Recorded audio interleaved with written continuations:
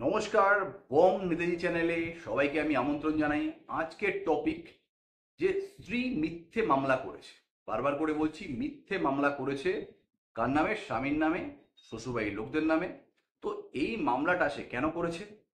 তার কিছু ডিমান্ড ছিল, ফুলফিল হয়নি, বা সংসার করতে করতে এটা হয়, কিছু মনোমালিন্য তৈরি হয় মতের অমিল হওয়ার কারণে। তো এই কারণে সে ছোটখাটো ঝগড়া থেকে তার মনে হয়েছে যে শ্বশুরবাড়ির লোককে, স্বামীকে টাইট দেওয়া দরকার। তো টাইট দেওয়ার জন্য সে কিছু মিথ্যে মামলা করেছে। সে 498 আইবিসি হোক, সেকশন 85 বিএনএস এর মামলা হোক, বা ডোমেস্টিক ভায়োলেন্সের মামলা হোক, বা আইপিসি বা বিএনএস এর যে সেকশনগুলো আছে সেগুলো জড়িয়ে একটা মামলা সে মিথ্যে মামলা করেছিল। তো মিথ্যে মামলা করেছিল সেটাও বেশ কিছুদিন আগে, সময়টা অনেকটাই হয়ে গেছে। এখন বর্তমানে স্বামী বা শ্বশুরবাড়ির লোকদের সঙ্গে যেই কন্ডিশনগুলো, যেই ডিমান্ডগুলো সে প্লেস করেছিল, বেশিরভাগটাই স্বামী বা তার শ্বশুরবাড়ির লোক মেনে নিয়েছে। বা এরকম হতে পারে সময়ের সঙ্গে সঙ্গে যেই তিক্ততা ছিল সেই তিক্ততা এখন আর নেই, এখন অনেকটাই আন্ডারস্ট্যান্ডিং মতন হয়ে গেছে। কিন্তু স্বামী বা তার বাড়ির লোকরা, অর্থাৎ শ্বশুরবাড়ির লোকরা কিন্তু সেটা ভুলতে পারেনি। কারণ তাদের প্রত্যেকটা ডেটে গিয়ে হাজির হতে হয়। অর্থাৎ এই যে হাজিরা দিতে হয়, এর পিছনে কিন্তু অনেকটাই খরচা তাদের হয়। কোর্ট ফিস, উকিলের ফিস, সঙ্গে সঙ্গে একটা পুরো দিন তাদের কোর্টে থাকতে হয়। অনেক সময় এরকম হয় সারাদিন ধরে বসে আছে, বললো আজকে হবে না, নেক্সট ডেটে আসো। তো এই নেক্সট ডেট করতে গিয়ে অনেক সময় হয় তারা যে ব্যবসা করে বা তারা যেই কাজ করে সেই কাজের অনেকটাই ক্ষতি হয়। তো এই কারণে তাদের কিন্তু সবচেয়ে বেশি এই শ্বশুরবাড়ির লোক যারা অ্যাকিউজড, তারা কিন্তু সবচেয়ে বেশি ক্ষতিগ্রস্ত হয়। তার প্রত্যেকটা সাক্ষী ডেটে হাজির হতে হয়, মানে প্রত্যেক ডেটে তাদের আসতে হয়। কিন্তু যে অভিযোগ করে, অভিযোগকারিনী যে, সে একটা ডেটে আসলো, তার বক্তব্য পেশ করলো, সেটা দুটো ডেট হতে পারে, তার কাজ শেষ। মানে এই যে 5-7 বছর, 8 বছর, 10 বছর ধরে কেসটা চলে, এই কেসের মধ্যে তাকে হয়তো 2-3বারই কোর্টে আসতে হতে পারে। সেই কারণে খরচের একটা বোঝা কিন্তু শ্বশুরবাড়ির লোকদের ঘাড়ে পড়ে। তাই এই যে ঝুটঝামেলা থেকে বাঁচার জন্য অনেক সময় হয় স্বামী কি করে, তার স্ত্রীকে অনেকবার রিকোয়েস্ট করে যে প্লিজ, তুমি যে নিজেও জানো যে মিথ্যে মামলা করেছো, তো কেসটা এবার উঠিয়ে নাও না। এরকম অনেক দেখেছি যে সংসার করছে, প্রথম সময় যে যখন সংসার শুরু করেছিল 2-3 বছর, তখন একটা মিথ্যে মামলা স্ত্রী বোন স্বামীর নামে করেছিল। তা মিথ্যে মামলা, বারবার করে বলছি, স্বামী স্ত্রীর মধ্যে ঝগড়া ঝামেলা হলো, সেটা কিন্তু 498 আইবিসি কখনোই যে সেকশন, তার যে ইনগ্রেডিয়েন্টস আছে সেটাকে কিন্তু হিট করে না। অর্থাৎ সেকশনের মধ্যে কোন কোন কাজগুলো ক্রুয়েলটি, বা কোন কোন কাজগুলো 498 আইপিসি অনুসারে অত্যাচার বা নিষ্ঠুরতা, সেটা কিন্তু হিট করে না। ঝগড়া স্বামী স্ত্রীর মধ্যে হতেই পারে। তো এই ঝগড়া হতে পারে, মনোমালিন্য হতে পারে, বা স্বামীর কাছে কিছুটা ডিমান্ড করলো, স্বামী হয়তো তার সেই সক্ষমতা নেই, স্বামীর সেই ক্ষমতা নেই যে সে তাকে সেই জিনিসটা গিফট করবে বা দেবে। তার মানে তো এটা নয় যে এটা 498 আইবিসি কেস করে দিল, তার মানে এটা নয় যে ডোমেস্টিক ভায়োলেন্স একটা কেস করে দিল। সে তার আর্থিক ক্ষমতার বুঝি তো সে তার স্ত্রীকে তার যে ডিমান্ডটা আসবে এটা ফুলফিল করবে। বা স্ত্রী বললো চলো আমাকে নিয়ে অন্য জায়গায় থাকবো, শ্বশুরবাড়িতে থাকবো না, আমি কাজ করতে পারবো না, ঘরের কাজ, আমাকে নিয়ে অন্য জায়গায় গিয়ে থাকো, আমি জয়েন্ট ফ্যামিলিতে থাকবো না। তো শুনলো না বলে একটা 498 কেস করে দিল, বা এটা সেকশন 85 বিএনএস এর মামলা করে দিল, এটা তো নয়। তো এই যে কারণগুলো, অনেকেরই মনে হতে পারে যে ঝগড়া ঝামেলা হয়েছে মানে ক্রুয়েলটি। ঝগড়া ঝামেলা মানে কিন্তু ক্রুয়েলটি নয়। কারণ ঝগড়ায় দুই পার্টিরই কিন্তু সমান ভূমিকা থাকে। তো এই সমান ভূমিকা যখন থাকে, তো এটা তো কখনো অত্যাচার নয়, এটা তো আর্গুমেন্ট। একটা ঝগড়া হতেই পারে। তো স্বামী স্ত্রীর মধ্যে ঝগড়া হয়, এটা স্বাভাবিক ব্যাপার। তো তার মানে এটা নয় যে এটা নিষ্ঠুর। তাই এই বিষয়টা, আমি কনসেপ্টটা ক্লিয়ার করলাম কেন, অনেকেই ভাবতে পারেন যে ঝগড়া ঝামেলা হয়েছে মানে অত্যাচার হচ্ছে। অত্যাচার আলাদা, ঝগড়া ঝামেলা আলাদা, দুটো কিন্তু সেপারেট বিষয়। তাই ঝগড়া ঝামেলা মানেই কিন্তু অত্যাচার না। তাই একটা কথা বলি যে এরকমই ঝগড়া ঝামেলা স্বামী স্ত্রীর মধ্যে হয়েছে, কেস করেছিল, বর্তমানে সেটা মিটে গেছে। এরকম হয় যে যখন সংসার শুরু করেছিল প্রথম দিকে 2-1 বছর, যে সময়টা বেশি দুজন দুজনকে চেনার জায়গা থাকে না, তো সেই সময় কি হয়, রাগের মাথায় হুট করে একটা কেস করে দেয়। কারণ তখন দুজনেরই ম্যাচুরিটি কম থাকে, দুজনই দুজনকে নতুনভাবে চেনে। সে সময় একটা কেস করেছিল, বর্তমানে সব সব মিটে গেছে। আবার নতুন করে সংসার করছে, ধরুন 7-8 বছর হয়ে গেল সংসার করছে, কিন্তু কেসটি কিন্তু সে উঠাচ্ছে না। কেসটি চলেই যাচ্ছে, চলেই যাচ্ছে।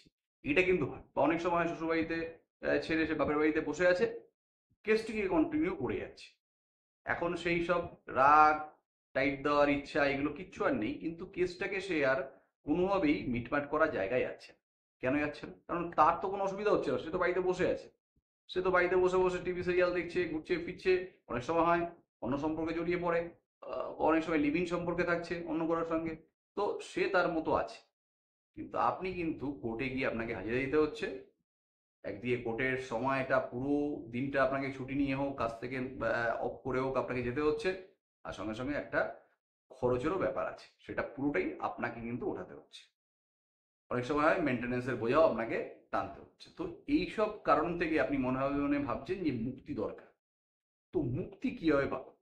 যখন তিক্ততা তৈরি হয়েছিল, যখন অশান্তি হয়েছিল, যখন স্ত্রী আপনার আপনার বাবা মার সঙ্গে খারাপ ব্যবহার করেছিল, আপনার বোনের সঙ্গে খারাপ ব্যবহার করেছিল, হুমকি দিয়েছিল যে মিথ্যে মামলায় ফাঁসিয়ে দেবো, দেখবি রেপ কেসে ফাঁসিয়ে দেবো, দেখবি মলেস্টেশন কেসে ফাঁসিয়ে দেবো, এরকম যখন কথা আপনার বাবাকে, আপনার দাদাকে, ভাইকে বলেছিল, বা আপনার বোনের সঙ্গে খারাপ ব্যবহার করেছিল, আপনার মায়ের সঙ্গে খারাপ ব্যবহার করেছিল, বা আপনাদের উপর অত্যাচার করতো, বিভিন্ন রকম অত্যাচার করতো, টাকা চেয়ে টাকার ডিমান্ড করতো, টাকা নিত ভয় দেখিয়ে, মিথ্যে মামলা করে দেবো, টাকা দে, মিথ্যে মামলা করে দেবো, এটা সোনার এটা দাও, আমার বাড়িতে কনস্ট্রাকশনের কাজ হচ্ছে, মানে তার বাপের বাড়িতে কনস্ট্রাকশনের কাজ হচ্ছে, এখানে 50,000 টাকা দিতেই হবে, আমার ভাইয়ের সামনে বিয়ে, আমার ভাইয়ের বিয়েতে সোনার হার দিতেই হবে। তো এইগুলো তো একটা কাইন্ড অফ এক্সটর্শন। যখন এগুলো করেছি, আপনি যখন এগুলো ফুলফিল করে গেছেন, তখন আপনি কিচ্ছু করেননি। বা আপনার উপর যখন মিথ্যে মামলাটি হলো, তখন আপনি চুপ করে বসেছিলেন। তখন আপনি কি করছিলেন? যখন আপনার কাছে 41 সিআরপিসির নোটিশটি আসলো, আপনার স্ত্রী কেস করলো, আপনি কি করলেন? উকিলবাবুর কাছে গেলেন, পুলিশ স্টেশনে গেলেন, হাজির হলেন, কোর্টে একটা সারেন্ডার বেল নিলেন, বেল করলেন। এরপর দেখলেন যে কবে নেক্সট ডেট আছে, সেই ডেটে আবার হাজির হবেন, সেখানে গিয়ে রিবেল করবেন। এই বেল আর রিবেলের চিন্তা ভাবনাই নিয়ে আপনি এই কেসটাকে লড়ার চিন্তা ভাবনা করছেন, বা এটাকে ডিফেন্স করছেন। কিন্তু কখনো কিন্তু ভাবেননি যে আপনার বাবা মার সঙ্গেও কিন্তু আপনার স্ত্রী খারাপ ব্যবহার করেছে, তাদের অত্যাচার করেছে, আপনার ভাইকে, দাদাকে, বাবাকে থ্রেট দিয়েছে, আপনার বোনের সঙ্গে খারাপ ব্যবহার করেছে, কখনো বোনের গায়ে হাত তুলেছে, আপনার ঘরের জিনিসপত্র ভাঙচুর করেছে। এগুলো কিন্তু কখনো ভাবেননি। কখনো ভাবেননি যে আপনাকে ভয় দেখিয়ে দেখিয়ে মিথ্যে মামলা করে দেবো, জেল খাটাবো, সারা জীবন জেলে থাকতে হবে, এইসব বলে বলে আপনার থেকে সে টাকা পয়সা এক্সটর্ট করেছে। এটা কখনো ভেবেছেন? এটা ভাবেননি, তাই আজকে এই অবস্থা। এটা যদি তখন ভাবতেন যে আমার উপর এই মিথ্যে মামলা করার আগে সে তো আমার সঙ্গে এগুলো করেছিল, এগুলো প্রমাণও আমার কাছে আছে, আর প্রমাণ কিভাবে রাখতে হয় সেটা আমার চ্যানেলে অনেক ভিডিও আছে, সেগুলোতে পেয়ে যাবেন। তাও আমি ছোট করে বলে দিই যে আপনার সঙ্গে টাকা চাইছে, আপনি টাকা পেমেন্ট করছেন, বা কোনো জায়গায় ইউপিআই ট্রানজ্যাকশনের মাধ্যমে হোক, অ্যাকাউন্টের মাধ্যমে হোক, কখনোই ক্যাশ পেমেন্ট করবেন না। কখনোই স্ত্রীকে ক্যাশ দেবেন না, বা আপনার শ্বশুরবাড়ির লোকদের ক্যাশ দেবেন।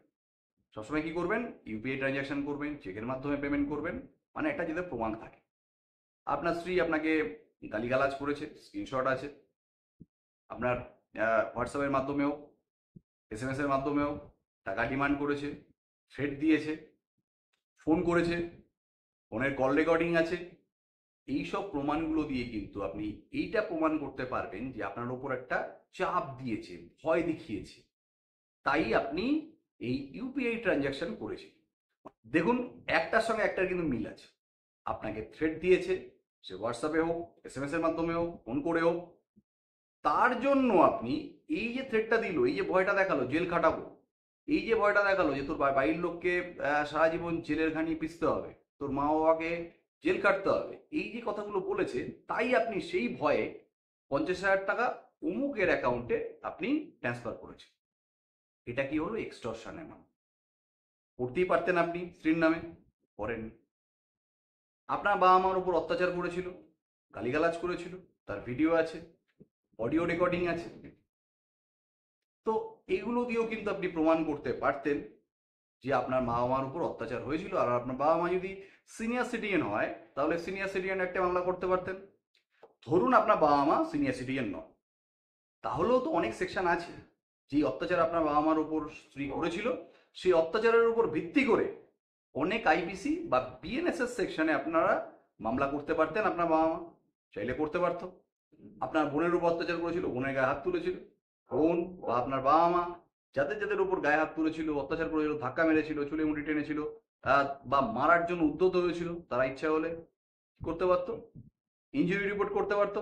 ইনজুরি রিপোর্ট করে বা ডাক্তার দেখিয়ে তারা কি করতে পারতো? স্ত্রীর এগেনস্টে মামলা করতে পারতো। যদি আপনার বাবাকে মেরে থাকতো, বাবা আলাদা মামলা করতো। আপনার মাকে যদি মেরে থাকতো, মা আলাদা মামলা করতো। বোনকে মেরে থাকলে বোন আলাদা মামলা করবে।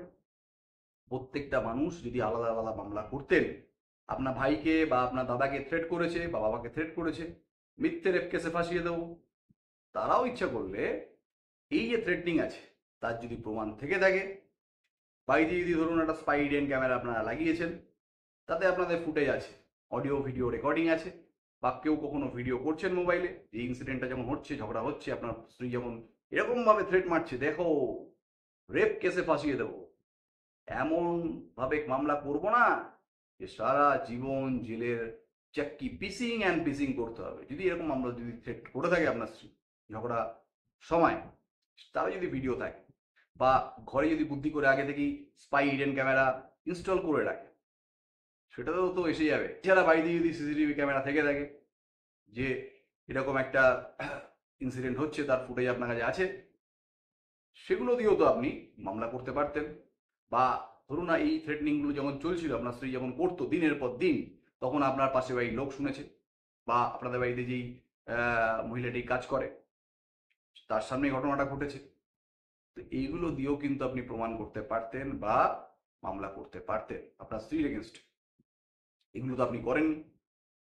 এগুলো করেননি, তাই সে এক পক্ষ আপনার নামে মিথ্যে মামলা করেছে আর আপনি ডিফেন্স করছেন। তো ডিফেন্স করে কি হবে? আপনি মুক্তি পাবেন। আপনার যদি দোষ না থাকে আপনি অ্যাকিউটাল হবেন। কিন্তু এই যে বছরের পর বছর ধরে কেসটা ট্রায়াল চলছে, বছরের পর বছর ধরে মিথ্যে মামলাটাকে আপনি টানছেন, তার কি হবে? এই সময়টা আপনাকে কে ফিরিয়ে দেবে? তাই বলি, যখন আপনাদের উপর মিথ্যে মামলা হবে বা মনে করছেন যে আপনাদের উপর অত্যাচার হচ্ছে, প্রতিবাদ করুন।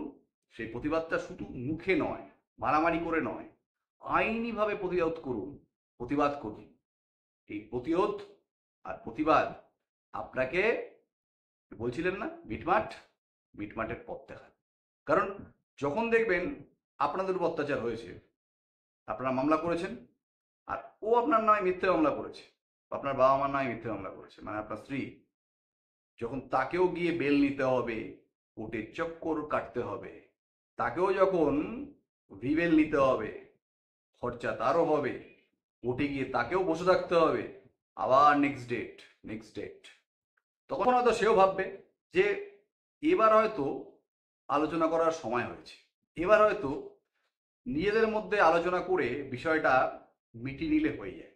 কারণ আমাকেও তো আসতে হচ্ছে কোর্টে, আমাকেও তো রিবেল নিতে হচ্ছে, আমাকেও তো দিনের অনেকটা সময় কোর্টে থাকতে হচ্ছে, রোদ গরম ঠান্ডা বৃষ্টি সব মাথায় করে কোর্টে আসতে হচ্ছে।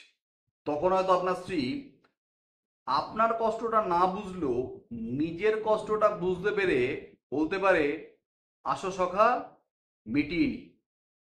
সেই দিনটাও কিন্তু আসতে পারে, কিন্তু এই দিনটা আসবে তখনই যখন সেও কোর্টে আসবে, আর আপনাদের যে কন্ডিশনটা বর্তমানে হচ্ছে বা হয়ে চলেছে, সেটা সেও যখন তাকে সেই অবস্থায় আসতে আইনিভাবে আপনারা বাধ্য করবেন, তখনই কিন্তু সুরাহা হওয়ার একটা চান্স আছে। না হলে কিন্তু আপনি যাবেন, বেল নেবেন, আর পরের ডেটের অপেক্ষা করবেন। কারণ অনেকের মুখেই শুনি যে মিথ্যে মামলা এটা করেছিল, করার পর মিটমাট হয়ে গেছে, সংসার করছে নতুন করে, বা স্ত্রী বাপের বাড়িতে আছে, বাচ্চাকে নিয়ে আসছে, দেখা করছে, দুজন মিলে ঘুরছে ফিরছে, রেস্টুরেন্টে গিয়ে খাচ্ছে, অনেক সময় শর্ট ট্রিপ করছে, দীঘা যাচ্ছে, মন্দারমণি যাচ্ছে, পুরী যাচ্ছে, দার্জিলিং যাচ্ছে শীতল হাওয়া খেতে, গরমে কষ্ট হচ্ছে।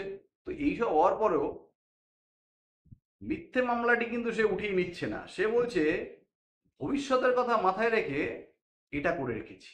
মানে হয় না যে ইনভেস্টমেন্ট করা, যে ভবিষ্যতে এখন টাকা জমাও, ভবিষ্যতে গিয়ে তার ফল পাও, ভবিষ্যতে যদি খারাপ দিন আসে এই ডিপোজিটটি ভেঙে আমি আমার খারাপ সময়টাকে পার করব। তো স্ত্রীরও কিন্তু সেই চিন্তা ভাবনা আছে যে মিথ্যে আমরা ঠিক করেছি, পরবর্তীকালে আবার মামলা করব, কি হবে কি করবো, জুট ঝামেলার মধ্যে গিয়ে লাভ নেই, যে মামলাটা আছে এই মামলাটাকে চালিয়ে যাই, যদি ভবিষ্যতে কখনো সমস্যা হয় তখন নয় এইটা দিয়েই বলবো যে দেখো এই মামলাটা কিন্তু চলছে, বেশি বার বেরো না, আবার একটা মামলা করলে কিন্তু এবার জেল খাটতেই হবে। তো এইসব কিন্তু অনেক সময় হয়। তবে আমি এই ভিডিওতে এই যে কথাগুলো বললাম সেগুলো কিন্তু মিথ্যে মামলা যারা করে তাদের নিয়েই বললাম। এখনো আমি বিশ্বাস করি যে ভারতবর্ষে অনেক মেয়েদের উপর অত্যাচার হয়, তারা শ্বশুরবাড়িতে তাদের উপর নিষ্ঠুরতা হয়, তারা অত্যাচারিত হন। তো তাদের কোনোভাবেই আঘাত করার জন্য এই ভিডিওটি নয়। তাই তারা শুধু শুধু গায়ে মাখবেন না। এটা সেই সকল মহিলাদের জন্য যারা মিথ্যে মামলা করেন, আর এই ভিডিওটা সেই সকল স্ত্রীর বাপের বাড়ির লোকদের জন্য যারা মেয়েকে মিথ্যে মামলায় প্ররোচনা দেন, যে যা গিয়ে একটা মিথ্যে মামলা করে, এটা তাদের জন্য। যদি এই ভিডিওটা ভালো লেগে থাকে আপনাদের, অবশ্যই এই ভিডিওটা সবার সঙ্গে শেয়ার করবেন, কারণ অনেকেই কিন্তু এরকম আছেন যে রাস্তা দেখতে পাচ্ছেন না, তাদের সামনে পুরোটা অন্ধকার। কারণ ম্যাট্রিমোনিয়াল ডিসপিউট থেকে কিন্তু অনেক সময় হয় মিথ্যে মামলা, যার কারণে অনেক পরিবার নষ্ট হয়ে যায়, অনেক পরিবার আর্থিকভাবে সামাজিকভাবে তাদের অনেক ক্ষয়ক্ষতির সম্মুখীন হতে হয়।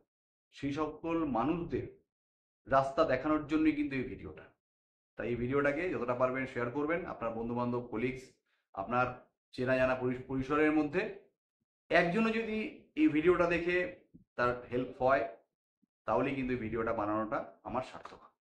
আরেকটা কথা সবশেষে যেটা বলি আমি, যে যখনই কোনো লিগ্যাল স্টেপ নেবেন তখন কিন্তু একজন দক্ষ অভিজ্ঞ আইনজীবীর পরামর্শ নিয়ে তবেই অগ্রসর হবেন, কারণ ক্যামেরার এপার থেকে দাঁড়িয়ে ওপারের মানুষটার সঙ্গে কি ঘটছে সেটা কিন্তু বোঝা সম্ভব নয়। এটা একটা অ্যাওয়ারনেস ভিডিও, একটা কনসেপশন বিল্ডিং ভিডিও, এটা কিছু সাধারণ সমস্যা নিয়ে কথা বলি আমি।